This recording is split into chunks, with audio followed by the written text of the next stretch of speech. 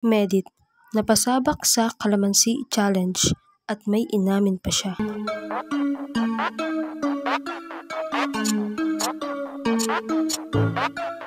Sukidesu.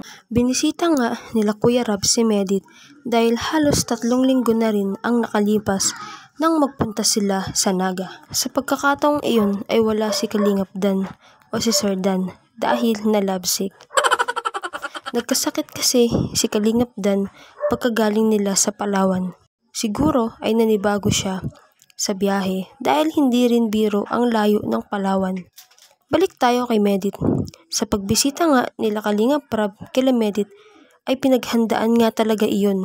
Nagluto pa talaga si Medit ng buttered shrimp, fried tilapia at Bicol Express. Sinadya niya na siya talaga ang magluto dahil para maipatikim niya kay Kalingap Dan ang luto niya.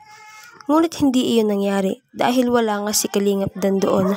At sarap na sarap nga ang Team Kalingap sa luto ni Medit at nabusog ni Medit lahat ng Team Kalingap.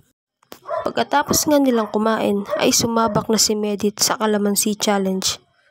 Madami ngang tinanong si Kuya Rab at talaga nga naman na ready si Medit sa pagsagot nito. Napakaganda nga ng sagot ni Medit kay Kalingap Rab at ang lahat ng sinabi ni Medit ay totoo at galing talaga sa kanyang puso.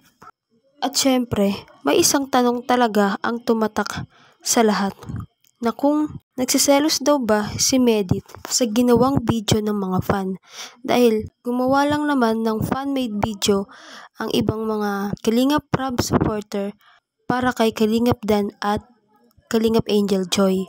Nung napanood ni Medit yun ay nagselos daw talaga siya konti at grabe naman ang hiyawan nila Kalingap Rab at ang mga Team Kalingap dahil tuwang-tuwa sila sa sinabi ni Medit na nagsiselos nga daw ito. Siyempre, hindi rin naman talaga maiiwasan ni Medit na magselos dahil ang kalab team niya si Kalingap Dan.